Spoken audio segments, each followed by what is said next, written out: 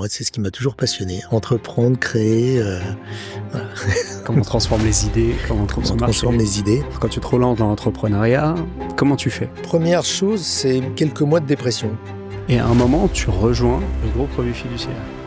Les 3 fils de mon grand-père, ils ont pris un dirigeant et ça s'est assez mal passé. 1 an et demi, 2 ans plus tard, ils sont revenus me voir.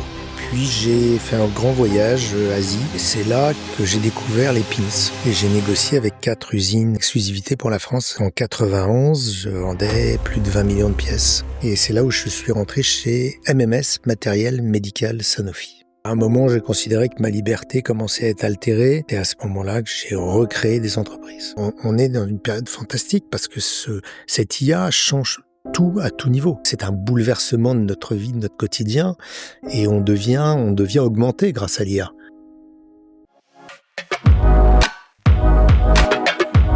Bienvenue dans Let's Talk About You, le podcast qui part à la rencontre des hommes et des femmes qui influencent la trajectoire d'entreprises renommées.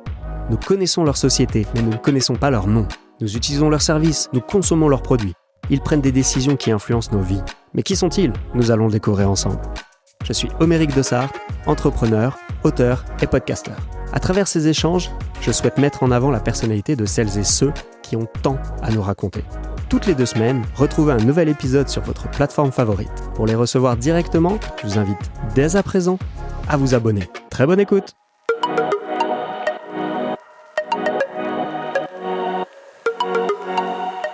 Aujourd'hui, nous avons le plaisir d'accueillir Yves de la Villeguérin, CEO du groupe Revue Fiduciaire. Héritier d'une entreprise fondée par son grand-père en 1917, Yves a su perpétuer l'héritage familial tout en y apportant sa vision et son leadership. Entrepreneur de génie, nous allons plonger dans son parcours personnel et professionnel pour mieux comprendre son succès et ses aspirations. C'est parti! Bonjour Yves. Bonjour Rick. Yves, première question, est-ce que l'on peut se tutoyer? Alors si tu m'avais posé cette question il y a 20 ans, je t'aurais dit non. Mais maintenant, on est dans la nouvelle économie, donc oui, sans problème. Qu'est-ce qui a changé alors? Ah, tout a changé.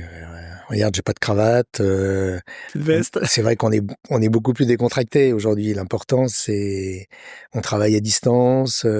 C'est vrai que le cadre, il y a plus vraiment de cadre. Moi, ça me convient assez bien parce que j'ai toujours voulu sortir du cadre. Donc aujourd'hui, on y est naturellement en dehors du cadre. C'est une bonne chose. On va rester sur cette idée, il va falloir que tu rentres davantage dans le sujet du cadre. Est-ce que avant tu peux nous donner ton état civil? Alors, mon état civil, Yves de la Villeguérin, je suis né le siècle dernier et je me considère comme beaucoup plus jeune que de nombreux jeunes. Donc, voilà, je suis né à Paris et j'ai été plutôt élevé à la campagne, à moitié entre la campagne et Paris, ce qui m'a donné aussi un caractère assez terrien que j'affectionne particulièrement. Et alors justement, si on parle de l'enfance, c'est quoi ton souvenir le plus lointain? Le souvenir le plus lointain, c'est la fermière qui se trouvait à côté de notre maison de campagne et qui avait dit à mes parents un peu désespérés, parce que je devais avoir 2 ans et demi, mes parents disaient: «Mais il dort tout le temps». Et la fermière et mon père lui avait dit: «Mais pourquoi vous l'appelez le ravageur?» Et elle avait répondu: «Vous verrez, quand il va se réveiller, vous comprendrez». C'est génial. C'était où géographiquement? C'était à près de Fontainebleau, non, Houdan. Ah, ou dans les Yvelines. Dans les Yvelines. Ouais, très bien. À côté du... Notre première maison. À l'époque, il y avait encore des fermes. Je suis pas sûr qu'aujourd'hui, non, il y en ait beaucoup. Et alors, tu es né au siècle dernier, tu as grandi entre Paris et les Yvelines. À quoi ressemblait ton enfance? Alors, ma mère tenait beaucoup à nous nourrir sainement. Alors, elle était très avant-gardiste. Donc, on avait une propriété qui après était dans le Val d'Oise, près du golfe de Villarceau, où on exploitait, elle avait un énorme jardin et on était en autosuffisance alimentaire. On avait des poules, des vaches, tout ce qu'on veut. Enfin, l'univers rêvé pour un gamin. Donc on était entre Paris et la campagne. En fait, j'ai fait les calculs, je me suis rendu compte qu'entre les vacances, les week-ends, on était plus souvent à la campagne qu'à Paris. Donc oui, je me considère comme un terrien, comme un gamin de la campagne. Au vert. Voilà, d'ailleurs, je ne peux pas m'en passer aujourd'hui de cette campagne. Tu t'as gardé ce rythme? Et j'ai gardé ce rythme, oui.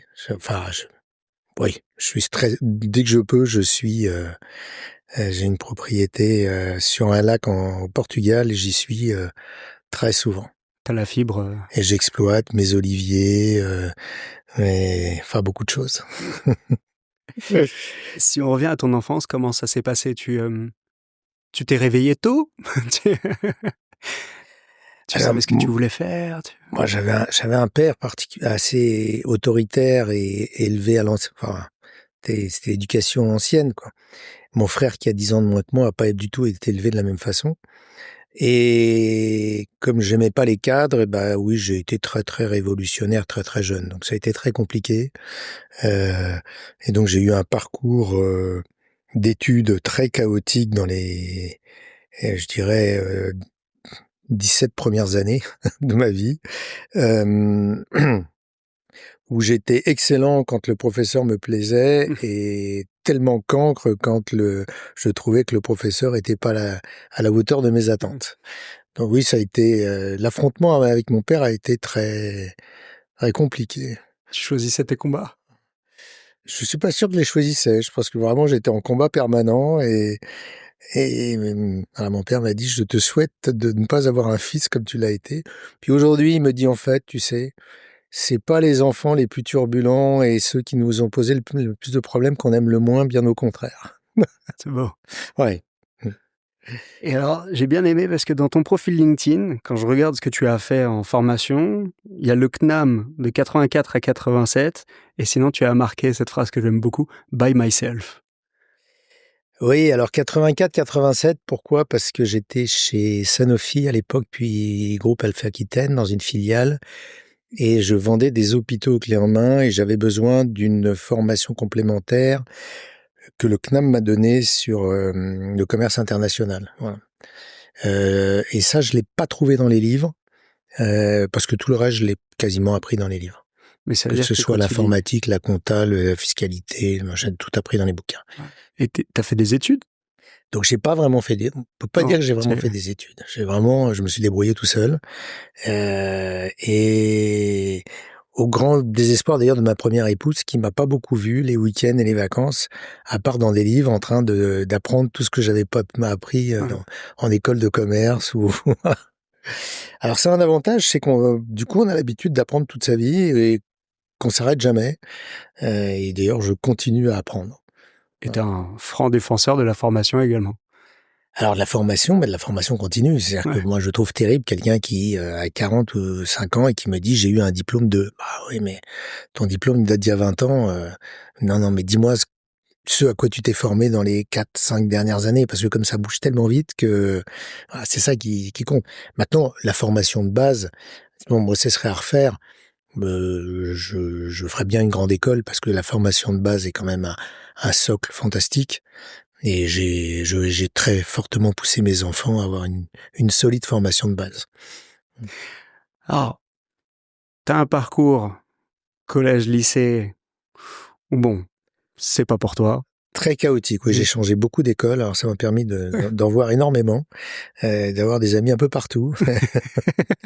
Mais et après je me suis révélé quand j'ai loupé le bac, je suis parti en Angleterre et j'ai pris les cours du CNTE, Centre national de téléenseignement, qui est devenu le CNED par la suite. Et là, j'ai eu un bac avec mention et là, mon père s'est dit: «Tiens, c'est quand même curieux». On savait qu'il avait des capacités intellectuelles, mais on n'était pas persuadé qu'il pouvait passer passer un examen. Ah, donc alors après, mais j'avais déjà créé ma première société et puis après, j'étais plus focalisé sur le business que sur les études. Qu'est-ce qu'elle faisait ta première société? Elle vendait du matériel de sport, je rachetais des stocks d'usines. Particulièrement des skis, du matériel ski, parce que j'étais grand skieur, je faisais pas mal de compétitions et voilà, donc ça a été ma première entreprise. Il y en a eu de nombreuses autres, mais dans plein de secteurs différents d'ailleurs. J'ai toujours eu soif de découvrir plein de choses, donc et je m'ennuie assez vite dans du quotidien. Donc tu te découvres en tant qu'entrepreneur, t'as ton bac. Là, qu'est-ce que tu... Bon, il y a l'armée, Ouais. Tu le fais chez Chasseurs Alpins. Chasseurs Alpins. D'accord. Mais je suis photographe de mode et de publicité.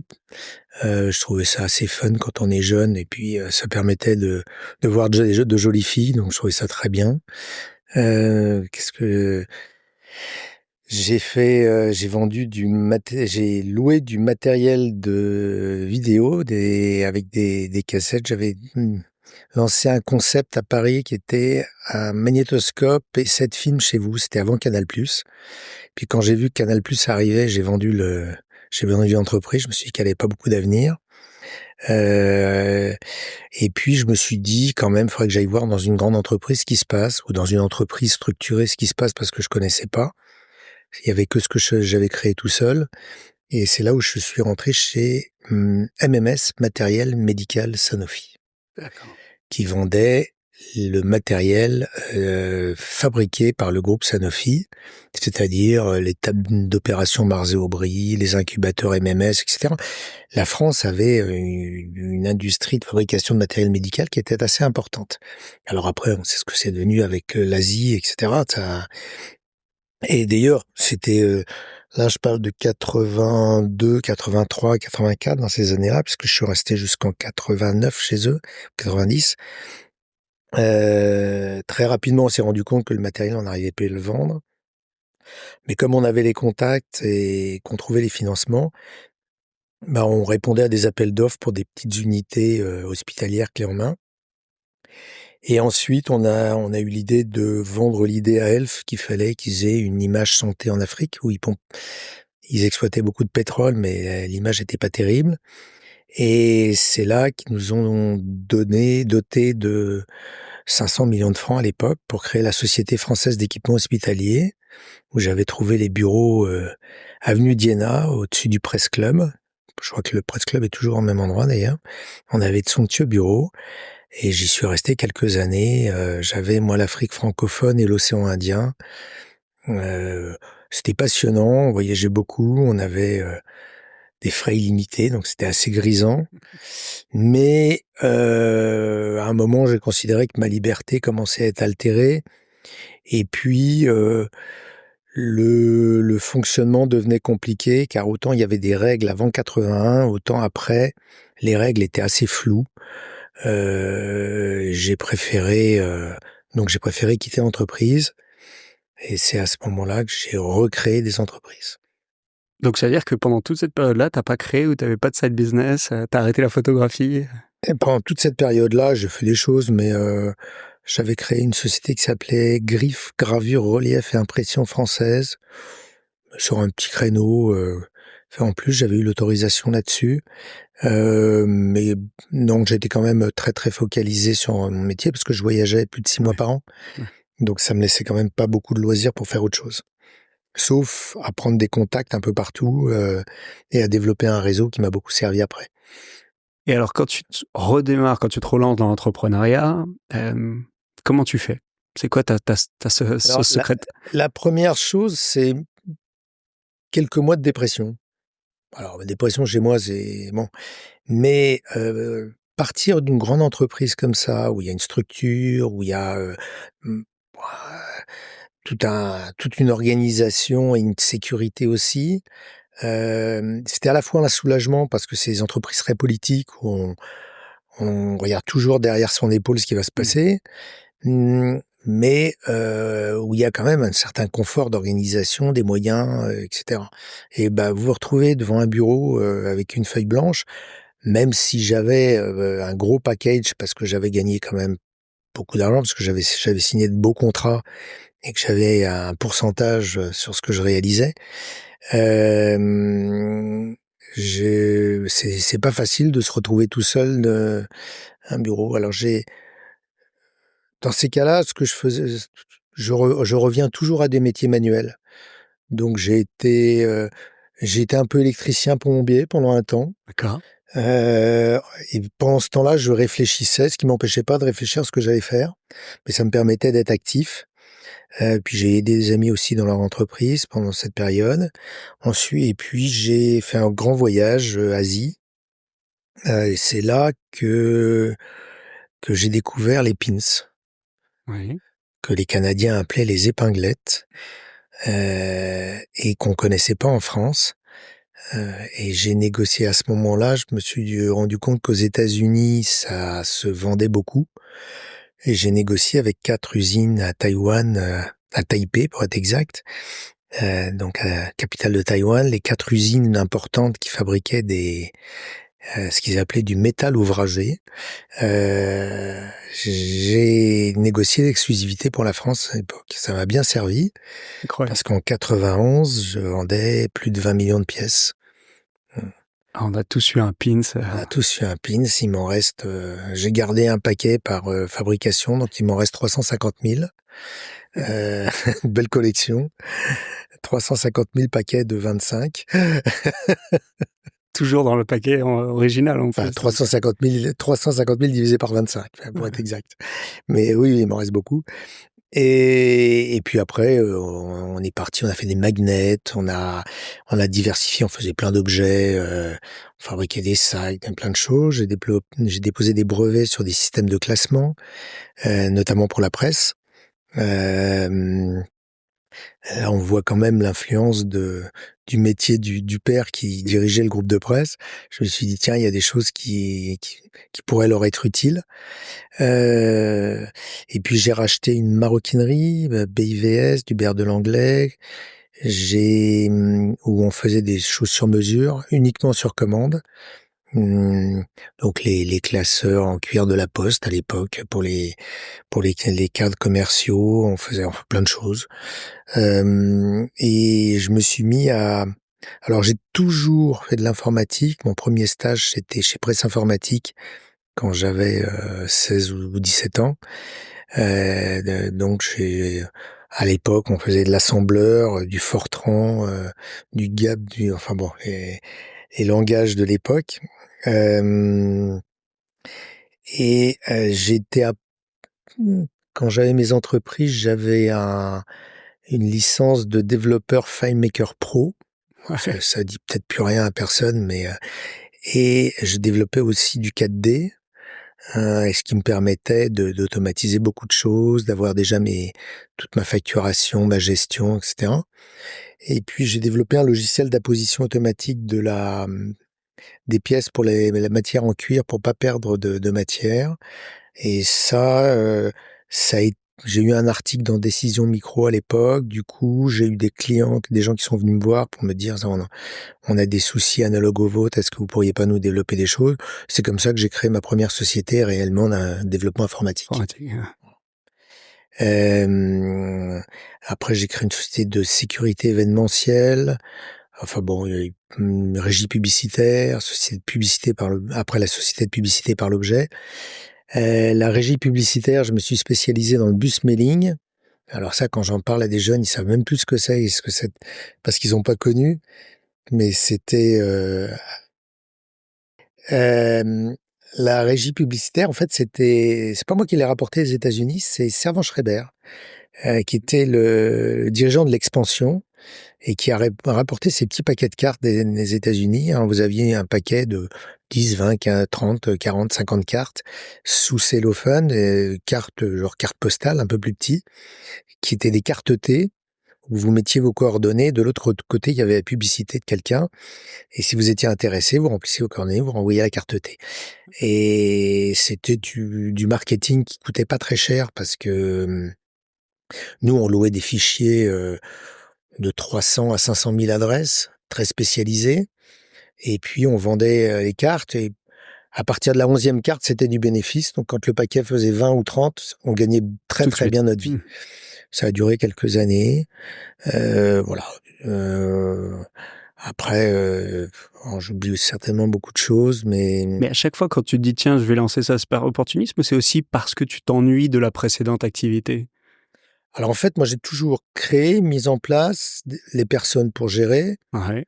Et puis après, je pilote, je m'occupe du développement, de la stratégie, mais pas du quotidien. Donc j'ai Mmh. toujours fait ça. Donc à chaque fois, il faut que je recrée autre chose. Ouais.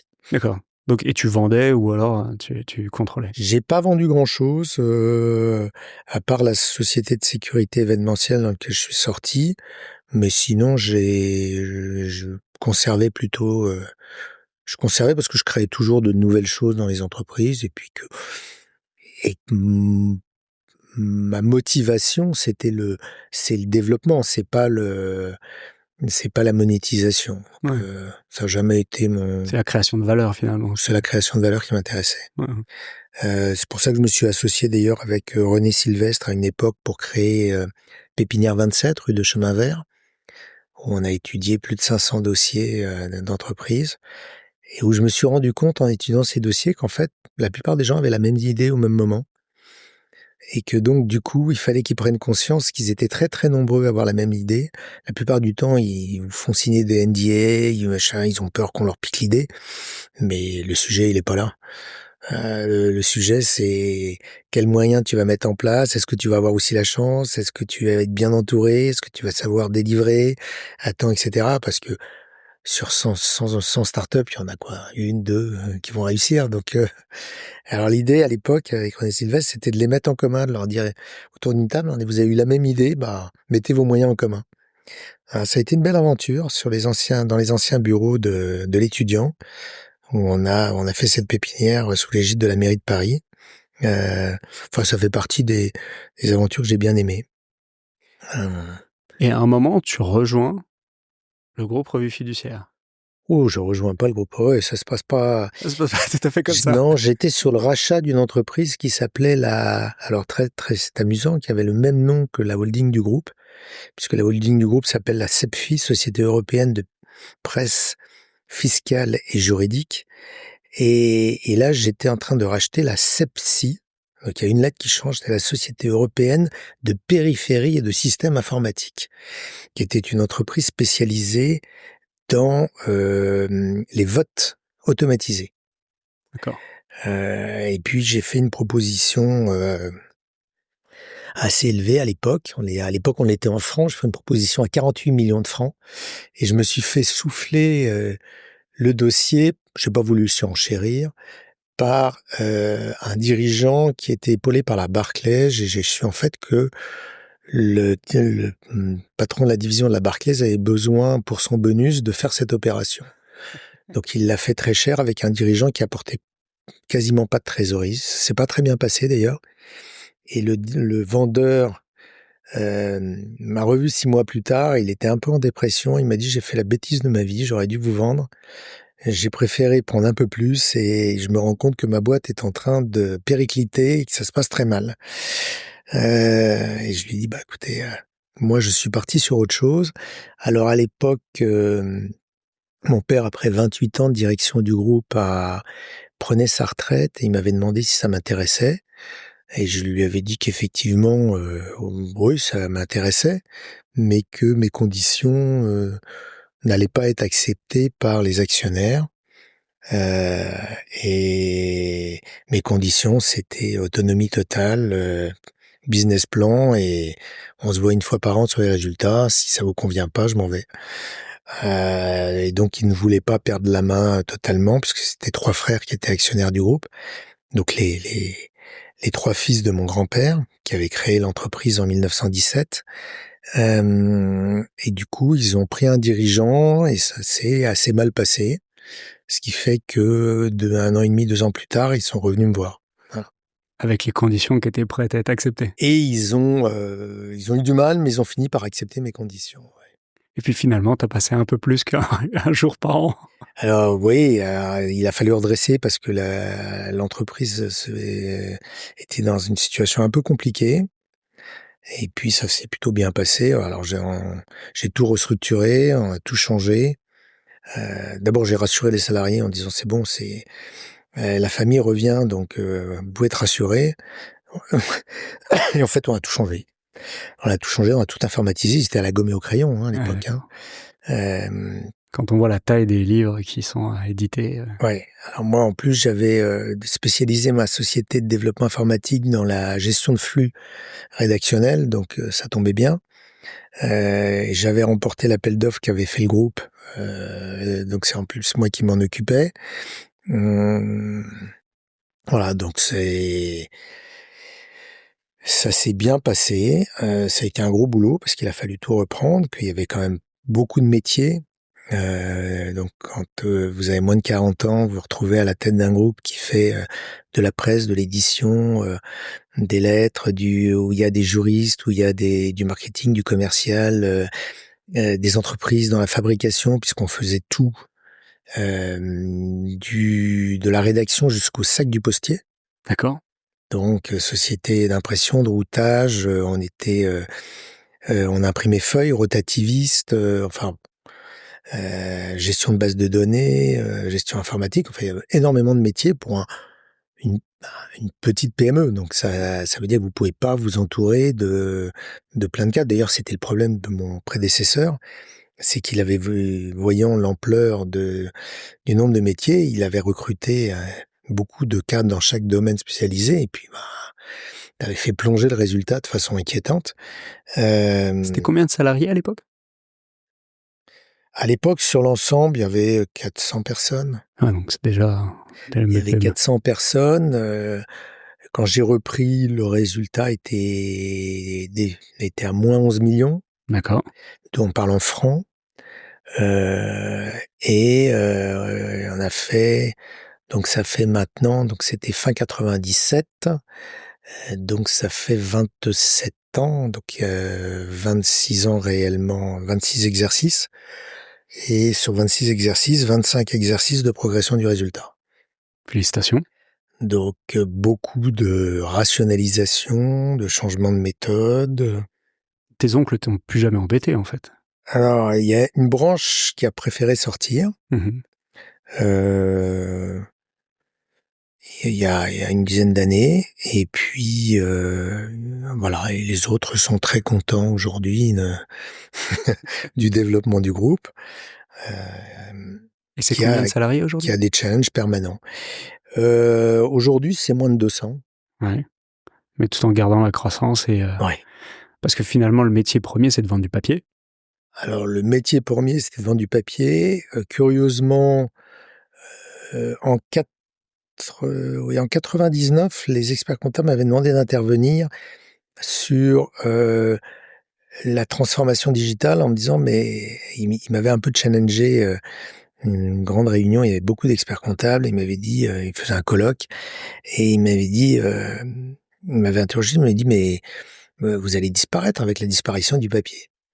Et je leur avais fait cette réponse, dont certains m'en parlent encore. Ils disent, on se souvient de ce que vous nous avez dit. Vous nous avez dit, vous n'allez plus lire, vos collaborateurs ne vont plus lire, et moi, au lieu de vous vendre des abonnements à 100 francs, je vais vous vendre des formations à 1000 francs. Et c'est à peu près ce qui est arrivé. Mais tu continues de leur vendre l'abonnement à 100 francs plus la formation à 1000 francs. Alors, on vend beaucoup moins d'abonnements qu'avant. Ouais. Beaucoup moins. La transformation vers le digital a été beaucoup plus lente que prévu. On a encore 40% de papier, ce qui est, parmi les éditeurs, je pense qu'on est celui qui a encore le plus papier. J'ai toujours considéré que le papier était complémentaire. Je pense qu'on travaille pas de la même façon sur un outil électronique que sur du papier. On a sorti en 2006 une innovation qui était GRF+, qui permettait à partir d'un smartphone, de viser le papier avec son téléphone et d'avoir en temps réel les mises à jour. On peut pas dire que ça a eu un succès en France, je l'ai vendu outre-Atlantique, mais en France, ça n'a pas eu vraiment de succès. Donc une clientèle très habituée, assez traditionnelle. Juste pour parler de cette technologie, l'avantage c'était quoi? C'était qu'à chaque fois que je scannais, même si mon livre était plus à jour, lui, le digital permettait d'avoir Absolument. l'information à jour. Oui. D'accord. Non seulement, alors ça donnait non seulement ce qui était plus à jour, et puis ça donnait les modifications, puis ça permettait aussi de voir si dans le temps, parce que en fiscal, on a aussi besoin de savoir sur quelle période la modification a eu lieu. Donc c'est un outil très utile. Bon, ça nous a beaucoup servi nous en interne. Maintenant, le vrai basculement, il est aujourd'hui avec l'IA. Ouais. Où là, autant le digital est complémentaire du papier, autant l'IA maintenant, ça vous donne, alors l'IA telle que on l'a conçue, puisqu'on a été, très différent de enfin on a pris une option très différente, c'est qu'on n'a pas voulu faire une IA juridique généraliste, on a fait une IA par métier. Donc D'accord. la première que l'on a sortie, c'est une IA paye pour les gestionnaires de paye, la deuxième une IA RH, la troisième c'était en septembre dernier pour les experts comptables, la quatrième c'est pour les DAF en novembre-décembre. Voilà, et on continue à faire des IA par métier. Et Pourquoi? ça prend quelle forme? Parce que hem, ça permet, d'abord d'avoir une base plus restreinte, donc d'être beaucoup moins consommatrice, et je pense que ça c'est important. 2, ça permet beaucoup moins d'hallucinations parce que, on cadre beaucoup plus la matière. 3, on a fait un choix, d'avoir un premier niveau qui est sur notre documentation, rédigée, contrôlée, Ouais. vérifiée, où là on peut garantir, on peut jamais garantir 0 hallucination, mais on peut garantir une fiabilité très forte. Ça n'empêche qu'il y a toujours les sources et que c'est toujours bien d'aller aux sources, quoi qu'on Toujours. en dise, mais ça vous sort quand même des consultations qui sont, nous on a été, abasourdis par la qualité, la progression de la qualité de ce qu'on sort. C'est incroyable. C'est vraiment une aide absolument fantastique. Et alors ça prend quelle forme? C'est un abonnement? Alors oui, on est parti sur un abonnement, à moins de 2 000 €, parce qu'on voulait quelque chose de, très économique. Et puis, on peut avoir l'abonnement complet qui lui est à 4 000 €. Vous avez l'ensemble de la base documentaire D'accord, plus l'IA. d'accord. Voilà. Mais déjà, rien qu'avec l'IA, il y en a beaucoup qui sont contentes et qui ont, un outil, extrêmement performant. Voilà, ça c'est un succès et ça nous a fait, autant on avait un basculement du papier vers l'électronique, mais en perdant, des clients, autant là, on gagne des clients et des clients qu'on n'avait pas. Et puis alors, Donc ça, c'est un vrai j'en succès. profite parce que quand j'allais au bureau, lors de ma dernière mission, je passais devant un kiosque à journaux et je te voyais, mais tous les jours, matin et soir, en couverture, À fond dans l'IA, oui, ça. t'étais à fond dans l'IA. C'est la deuxième fois que tu fais la couverture du magazine Entreprendre. Alors oui, ils m'ont rappelé parce que la première couverture d'Entreprendre où je parlais de mon parcours, c'est un numéro qu'ils ont extrêmement bien vendu. Donc l'année d'après, ils m'ont appelé, ils m'ont dit: «Ah, est-ce que vous voudriez pas une interview?» et cetera. Je leur ai dit: «Écoutez, là, j'ai vraiment rien à vous dire et je veux pas, juste, puis l'année d'après, ils m'ont rappelé en me disant: «Mais est-ce que vous voulez pas?» J'ai dit: «Ben, non». Et puis la troisième année, je crois que c'était la troisième, ils m'ont appelé, je dis ils m'ont appelé, ils m'ont dit: «Ah, on a vu que vous alliez sortir l'IA, vous aviez sorti», et je dis: «Oui, oui, là j'ai un sujet». Voilà, et donc du coup, j'ai été interviewé. Vous savez jamais que vous allez faire la couverture parce qu'en fait, vous êtes interviewé, puis après ils vous disent: «Bah, écoutez, l'article, fait plutôt 4 pages que les 2 prévues», et puis après ils vous disent: «Ah, bah, en définitive, la direction a prévu de la mettre en une de couverture», voire même en Un kiosque, kiosque, oui, là. et en affiche kiosque. Donc ils vous demandent: «Est-ce que vous acceptez notre affiche kiosque?» Alors c'est assez amusant parce que les gens vous appellent, «Ah, je t'ai vu devant, à Paris sur les kiosques et cetera, à Totalement. Nice, à Cannes, ah», alors vous avez plein de gens qui vous appellent, qui vous ont pas vu depuis 20 30 ans. Ils disent: «Ah, j'ai vu, c'est bien toi?» et cetera. Donc c'est assez amusant, mais bon. Et puis c'est amusant parce que tu es en t-shirt. Oui, alors oui, cette photo a été choisie, j'ai dit: «Oui, pourquoi pas?» Moi je l'aime bien. Bon, elle correspond à Newtek. Moi je pense que Le moi, l'IA, ça m'a replongé dans mes 20 ans. J'ai adoré parce que je me suis plongé dedans. Ça m'a fait gagner honnêtement, 2 jours de boulot par semaine. Donc je fais plein d'autres choses. Il y a plein de choses que je faisais avant qui m'intéressaient pas vraiment, que j'ai réussi à automatiser. J'ai pu explorer des choses incroyables avec l'IA. Donc quand on a commencé nous, ça fait longtemps qu'on veut sortir une IA, ça fait 5 ans, hein. D'accord. Et en fait, il y a 5 ans, on pouvait pas la sortir parce que ça coûtait trop cher.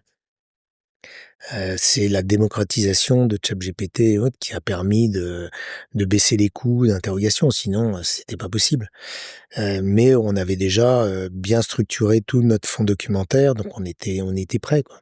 Et c'était ma question, justement, comment tu fais aujourd'hui toute cette veille? Tu vas voir ton CTO, ton directeur technique, et tu lui dis: «Tiens, qu'est-ce que tu as testé de nouveau?» Ou alors c'est toi qui directement t'amuses à aller chercher, jouer avec les outils ou? Alors moi, je joue avec les outils, oui, je fais beaucoup de choses avec, bon, en plus aujourd'hui, on a beaucoup de participation dans pas mal d'entreprises, donc moi je dirige plus un groupe de sociétés, qui est assez varié puisqu'on a, donc je dis, on a de l'informatique, on a de la presse, on a de l'édition, on a de la formation, on a des salons, on a de l'immobilier, en prestation de services puisqu'on fait de la prestation de services aux entreprises.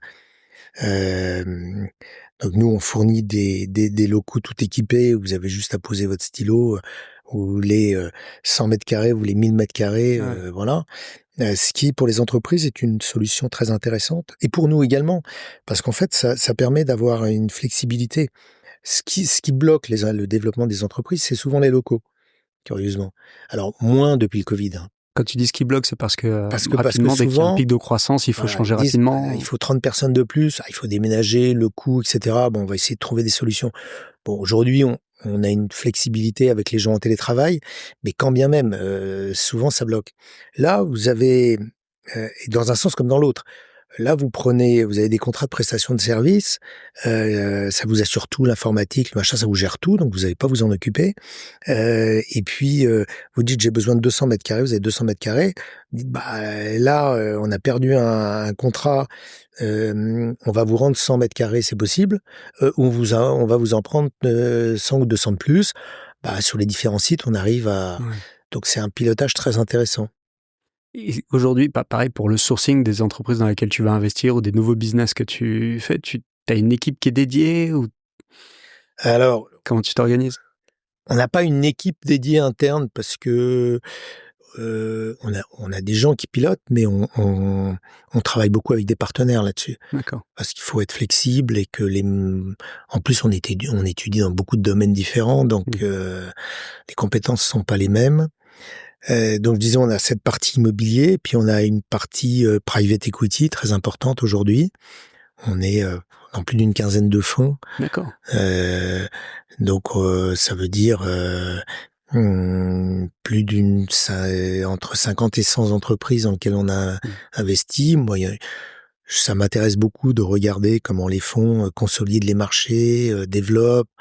J'interviens parfois en conseil, donc c'est très intéressant. Il y a des apports mutuels, c'est vraiment ça, ça a toujours été une chose passionnante.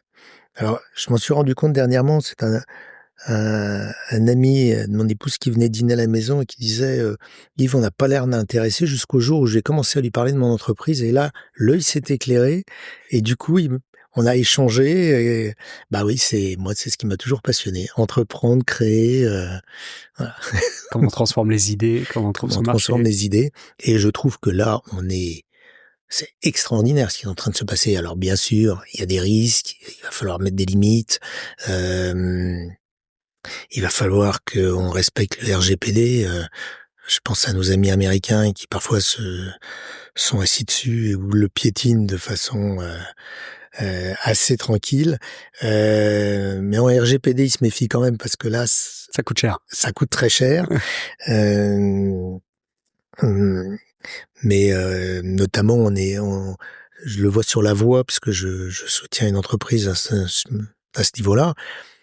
Ils captent les voix des acteurs, etc., sans aucune vergogne et sans aucun respect de la RGPD.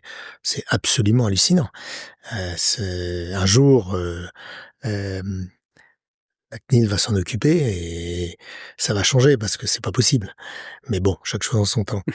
Mais ouais, je disais, on est dans une période fantastique parce que cette IA change tout à tout niveau. Bah, en personnel, pour organiser un voyage, pour gérer, les études des enfants, pour gérer son jardin, enfin, les possibilités sont incroyables. Donc c'est un bouleversement de notre vie, de notre quotidien et on devient augmenté grâce à l'IA. Et j'entends des gens qui disent: «Oui, mais moi, je veux pas, c'est dangereux, c'est machin». Je dis: «Mais si demain t'es pas augmenté, bah T'es sur le banc de touche. voilà, c'est un peu comme quelqu'un qui voyage et qui parle qu'une seule langue, quoi. Il y a un moment où tu vas être très vite limité. Ouais. Et si tu te dis que pour des raisons éthiques, il faut pas le faire, de toute façon, tes petits copains japonais, chinois, américains le feront, donc Et ils le font déjà. il y a plus vraiment le choix, quoi. Ouais. Donc, et là-dessus, il faut accompagner tout le monde parce qu'il y a des gens qui ont besoin d'être accompagnés. Nous, on le fait en interne pour qu'ils comprennent que c'est un outil qui doit les aider. Et donc, tu as mis à disposition des outils comme ChatGPT ou Oui, autres aux équipes ouais, internes. absolument. Ouais. On a des formations et des outils et oui. Et toi, tu utilises quelles IA?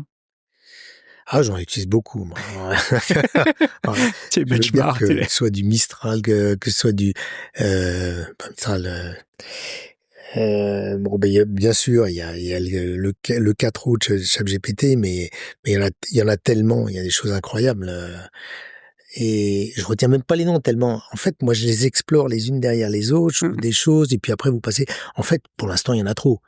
Ouais. On sait même plus, quoi. Le Et marché, à c'est chaque pas fois, on me encore, dit, tiens, Yves, regarde ça. Alors comme dans mes réseaux, ils savent que c'est vraiment un domaine que j'aime.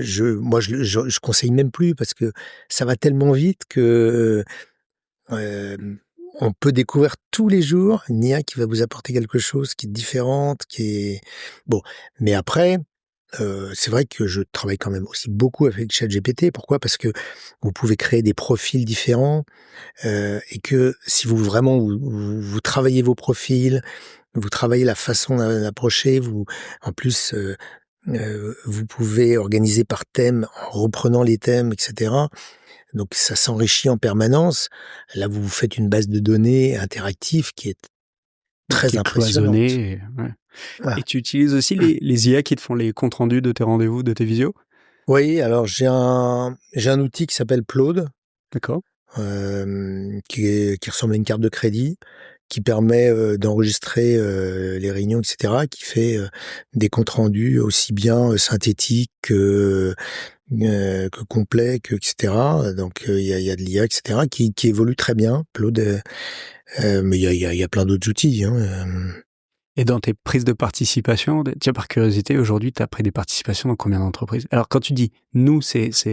Alors moi, personnellement, le groupe, Oui, c'est... parce que j'ai un groupe, il me reste un groupe de sociétés où je 100%, et Mhm. puis il y a le groupe familial.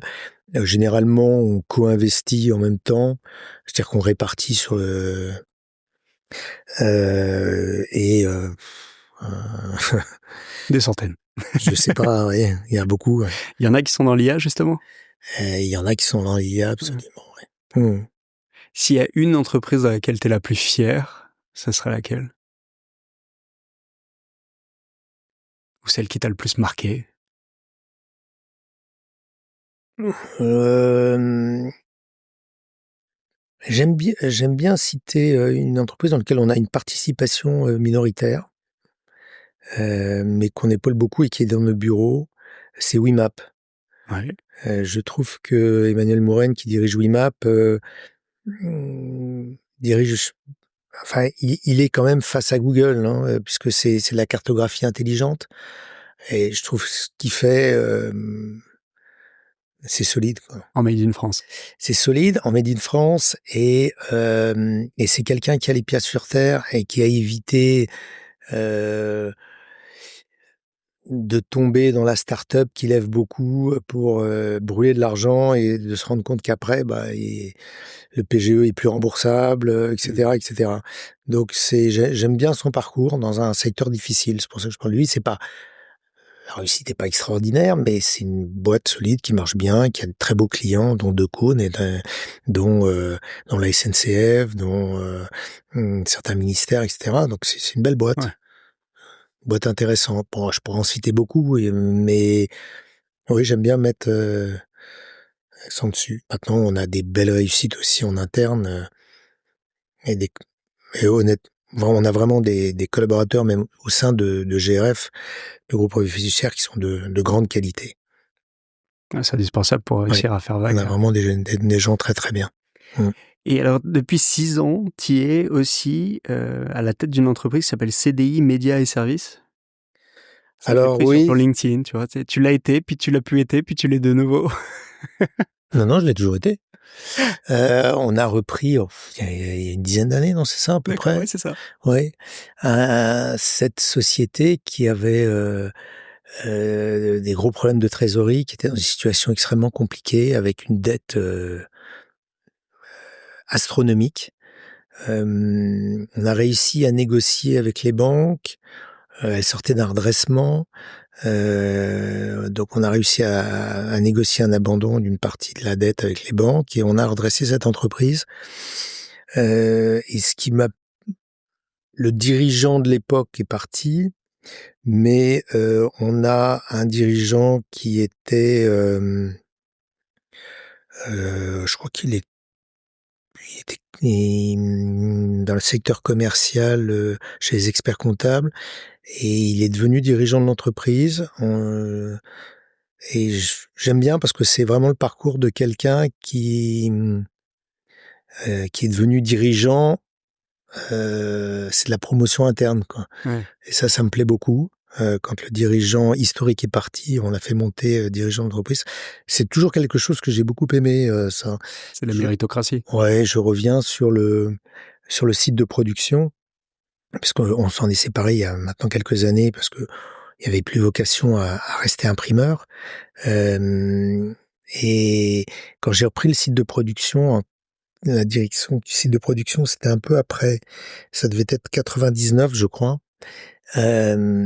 J'ai fait partir quasiment tous les dirigeants des entreprises sur le site de Pantin, que ce soit l'imprimerie, le routage, la gestion de base de données, etc.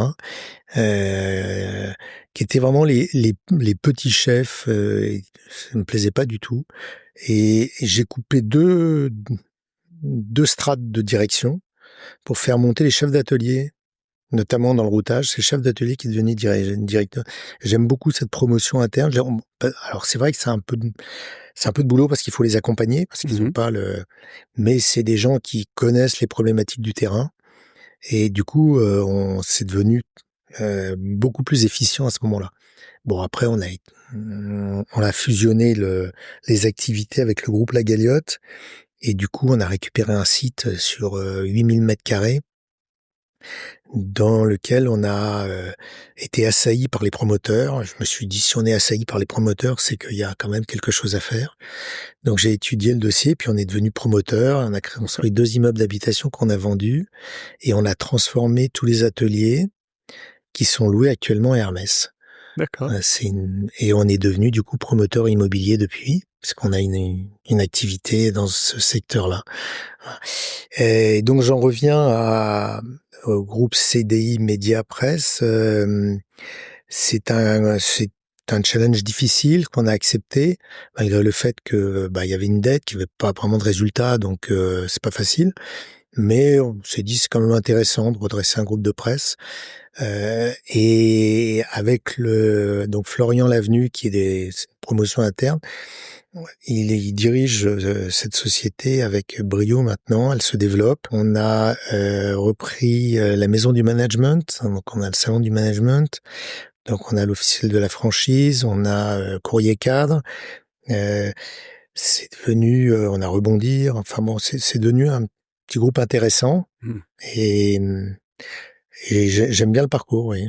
Ça me plaît beaucoup, ce type de réussite. Ouais, c'est très intéressant parce qu'on a eu dans le podcast Isabelle Chambon, que je salue, qui est la directrice générale déléguée justement de l'étudiant. Donc on voit à chaque fois...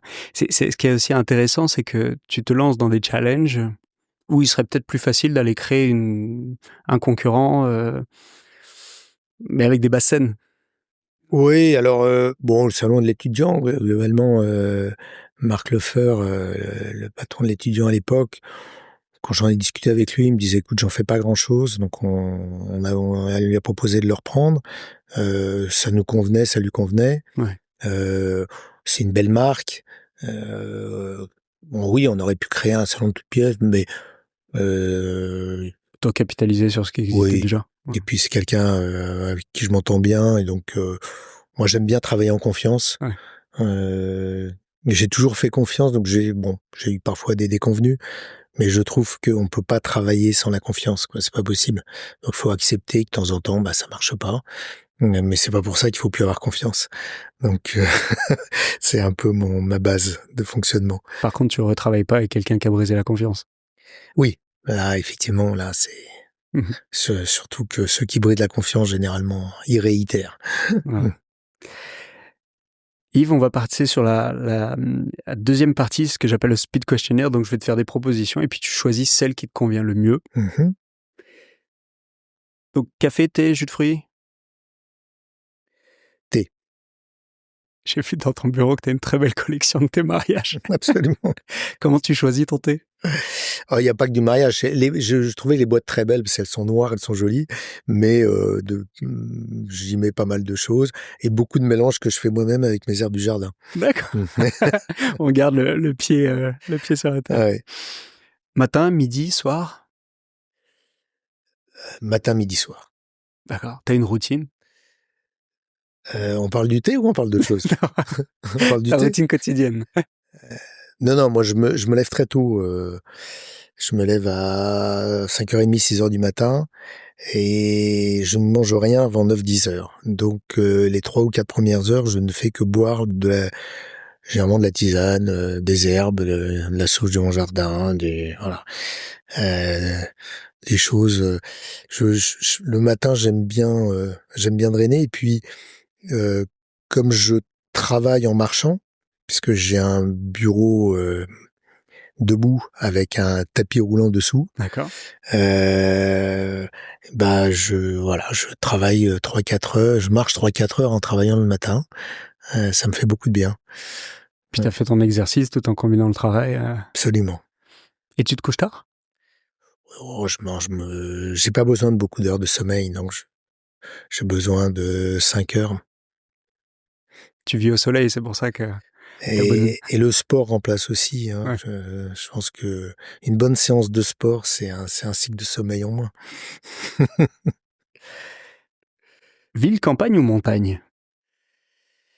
Ah, la montagne, mais la montagne, il y a la campagne également. Il y a la campagne l'été, donc oui, campagne. Montagne, pardon. Montagne. Crypto, bourse, immobilier? Alors, crypto, certainement pas. Bourse, je le confie à d'autres parce que c'est pas mon domaine il faut vraiment du temps et que c'est pas vraiment ce qui m'intéresse parce que pour moi, c'est pas de la création de valeur. On doit placer où on place, mais si aujourd'hui on place principalement dans le private equity, c'est que là, il y a de la création de valeur. Et immobilier, oui, j'en ai toujours fait, j'aime beaucoup, parce que je trouve qu'il y a des projets qui sont toujours intéressants. Euh, c'est passionnant l'immobilier. C'est passionnant parce que c'est jamais la même chose et que il y a beaucoup d'écueils et qu'il faut éviter les choses trappes et qu'on peut vraiment créer de la valeur à la fois avec un combiné de une bonne étude de marché, du nez, une bonne vision et une bonne étude de tous les rouages de montage fiscaux, juridiques. Donc ça allie beaucoup de choses qui m'intéressent. Et puis t'as accès à tout le matériel nécessaire Ouais, pour je avoir... connais bien le sujet, oui, absolument. Bateau, voiture, avion? Moto. Bateau. Très très bien. Lecture, cinéma, musique? Euh, Musique, lecture, cinéma, je pense que les trois sont indispensables pour moi. S'il fallait en choisir qu'un seul, ce serait la lecture. Ah bah dis-moi, c'est quoi ton style dans ce cas-là? Ton style de musique, ton style de cinéma, ton style de lecture? Musique, je suis plutôt classique, mais j'aime bien la chanson française des années, enfin les vrais poètes, Brassens, etc. Euh, j'aime beaucoup ces chanteurs poétiques, donc je suis très loin de certaines musiques actuelles. D'ailleurs, dans le cinéma, on a éduqué nos enfants aux grands classiques. Et c'est tout à fait étonnant parce que quand ils reçoivent des amis, leurs amis à la maison, alors je parle de mes derniers qui ont 14 et 16 ans, et ils leur font découvrir des vieux classiques, ils regardent ébahis en disant mais nous on n'a jamais regardé ça de notre vie. Et en fait ils se rendent compte qu'il y a vraiment des choses intéressantes. Et je pense que cette éducation au classique, elle devrait être indispensable aux jeunes, ils comprendraient beaucoup plus de choses. Grosse bod. Bureau fermé, ouvert, télétravail? Tout. Ça dépend de là où tu es. Oui, moi j'ai besoin d'un bureau fermé pour ça, pour pas mal de choses. Je peux travailler. C'est vrai que dans les startups ou quand j'y vais, je travaille en bureau ouvert au milieu de tout le monde. Bon, ce qui me rappelle aussi mes premières créations d'entreprise. Il y a des endroits, des endroits où c'est plus compliqué, où on a besoin d'être dans un bureau fermé. Mais bon, moi, je suis plutôt sur mon tapis roulant pour travailler. Je travaille à peu près partout. Ouais. Ça a un énorme avantage d'ailleurs, c'est qu'aujourd'hui, on n'est plus du tout stressé quand on prend l'avion et qu'il y a 2 heures de retard. Moi, en fait, je m'assieds, je travaille et puis quand je suis appelé, je suis appelé. Donc ça me pose vraiment plus de questions, de problèmes, surtout que j'ai prévu que de rien avoir dans les 2-3 heures suivant l'avion, de rendez-vous ou de choses importantes, parce que ça génère du stress et que c'est très mauvais. Et du coup, pensez plus à autre chose. Donc ça a vraiment changé aussi. On a un confort pour voyager qui est... On a tout dans le creux de la main finalement. Ouais. Et puis on peut être à peu près n'importe où, travailler n'importe où, et ça, c'est quand même un confort de vie fantastique. Alors, je pense qu'on travaille beaucoup plus qu'avant, mais que c'est beaucoup plus facile et beaucoup moins stressant que de se dire, il faut que je sois au bureau, il faut que j'ai fini avant de repartir, que j'arrive pas trop tard chez moi, etc. Bah justement, par rapport au voyage, sac à dos, 3 étoiles, 5 étoiles? Ah, moi, je suis, d'une façon générale, j'aime les restaurants qui privilégient la qualité des produits plutôt que le confort. Donc tous ceux qui transforment réellement leur cuisine. Je préfère les hôtels pratiques que les grands hôtels 4, 5 étoiles où on fait beaucoup de fioritures, de machin. Je suis affolé par la gabegie de ces hôtels. Moi, voilà, on vous offre les chaussons, les machins. Alors les gens prennent tout ce qui, ça a aucun sens. Ils stockent chez eux, je sais pas ce qu'ils en font. Donc oui, je suis plutôt pour le route. Alors, si vraiment à choisir, Le sac à dos. je préfère les choses simples. Bon, à la limite confortables, hein, parce qu'aujourd'hui, mais je peux aller en altitude et dormir dans un chalet où l'eau elle est gelée le matin au pied du lit, ça me dérange pas. Tu veux vivre l'expérience. Voilà, ouais, l'expérience, absolument. La dernière, LinkedIn, Twitter ou Instagram? Ouais. Alors, j'ai supprimé mon compte X. J'ai supprimé Instagram également. Je n'ai que LinkedIn et j'utilise relativement peu les réseaux. Pourquoi? Parce que c'est très chronophage. Ouais. C'est très chronophage et en fait, moi, quand j'ai du temps, je fais du sport ou je bricole et en bricolant, je réfléchis beaucoup. Et j'ai besoin de beaucoup réfléchir sur parce que j'ai toujours bon, il y a le quotidien, il y a les dossiers un peu plus importants et il y a les gros dossiers. Les gros dossiers, généralement, j'en ai 2-3 par an, parfois même qu'un seul, parce que c'est des très gros dossiers qui demandent beaucoup de réflexion, beaucoup de temps, beaucoup de maturation. Et là, le moment où je réfléchis le mieux, c'est soit en jardinant, soit en bricolant. Donc, Et tu finis ce que tu as commencé ou tu t'arrêtes, tu t'envoies un email, non, je Tu vas continue jusqu'au et bout, puis, généralement, alors j'ai développé une chose, alors consciemment ou inconsciemment, j'en sais rien, mais je synthétise la nuit. Donc en fait, je réfléchis la journée, j'engrange de la documentation, etc. Et par exemple, si j'ai un discours à préparer, je le prépare jamais la veille. Le lendemain matin, je me réveille, il est prêt. J'ai plus qu'à coucher les grandes idées, les mots-clés. qui me permet d'éviter d'oublier certaines choses, mais j'ai plus aucune préparation. Et en fait, beaucoup de choses maturent la nuit maintenant, oui. Donc c'est vrai que c'est un gros avantage. Faut avoir un sommeil vraiment réparateur. Ouais. Faut... On rentre dans les 3 dernières questions. La première, c'est est-ce que tu as une recommandation de lecture ou un podcast ou une newsletter à suivre?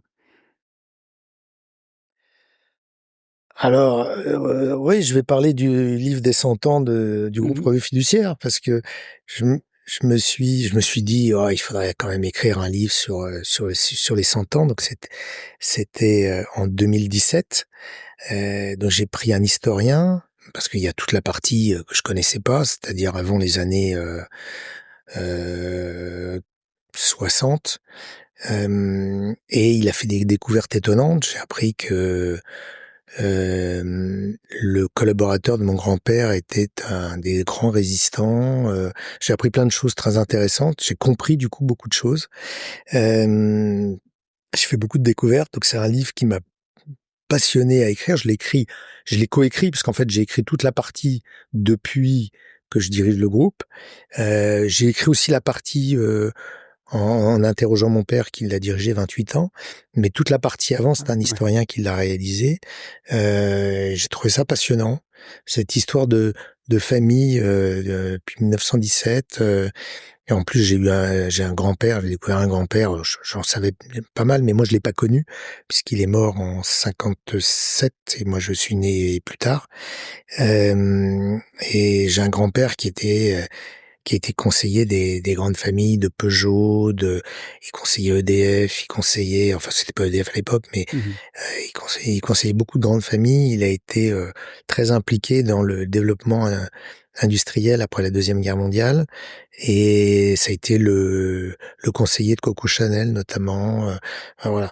Donc j'ai appris beaucoup de choses. C'est vraiment passionnant. Je crois que c'est bien alors, quand on a 20 ou 30 ans, on se pose pas trop cette question, mais plus tard, on aime bien revenir sur les origines de la famille. Ça permet de comprendre beaucoup de choses. Voilà. Heureux qui, comme Ulysse, a fait un long voyage. Et puis c'est un groupe familial, donc on perpétue des valeurs, et donc c'est bien de comprendre quelles sont les origines de ces valeurs. Et on se rend compte aujourd'hui que l'ensemble de nos collaborateurs sont très attachés en fait à ces valeurs familiales et à ce qui fait le ciment d'un groupe comme le nôtre.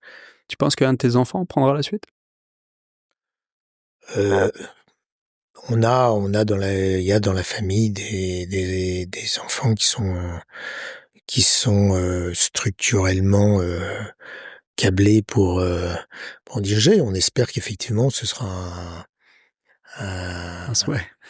un souhait. Maintenant, on a beaucoup de sociétés, c'est un groupe important, donc il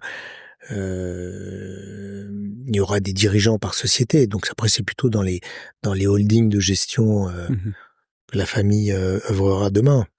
Je pense que c'est préférable à des directions opérationnelles de structure, parce que c'est toujours compliqué et parce que il y a besoin de renouveau permanent. Ouais. Ouais. Est-ce que tu as un ami ou une connaissance que tu me recommanderais d'inviter sur le podcast? Alors, oui, je pense spontanément à l'ancien dirigeant de Bolloré Afrique, qui maintenant est devenu président de Bolloré Afrique. A été repris par les Italiens, c'est devenu la société. Ah, c'est un acronyme, c'est ça? Oui, 3 lettres, 3 lettres. Africa AGL? Africa Global Service, je crois. Logistics, ouais. Logistique, voilà, c'est ça, AGL. Philippe Labonne, parce qu'il a un parcours intéressant, et puis c'est bien d'avoir des personnalités un peu différentes et des éclairages différents. Alors, je sais pas s'il donne des interviews, mais certainement quelqu'un qui a des choses à dire, parce que quand on gère des problématiques d'État, de contrats avec les États en Afrique, c'est surtout dans un contexte où la France est assez chahutée, et où on peut être rapidement l'otage d'un État. C'est certainement une interview intéressante. Il y a une leçon de diplomatie à apprendre. Hein. Ouais. Puis c'est un personnage, donc oui, ouais. Merci beaucoup, avec grand plaisir. Et la dernière, c'est si on souhaite te contacter, c'est quoi la meilleure façon de s'y prendre? Oh, LinkedIn. LinkedIn. Oui, Superbe. c'est la meilleure solution. Merci beaucoup Yves. Félicitations et un grand bravo Merci, pour oui. tout ce que tu as réussi à construire, développer, toute la valeur que tu as réussi à créer par toi-même. Et c'est pas fini. Et c'est pas fini, c'est ça qui est beau. Je me sens extrêmement jeune, je suis en pleine forme et j'ai encore plein de projets. Merci beaucoup Yves. Merci, oui.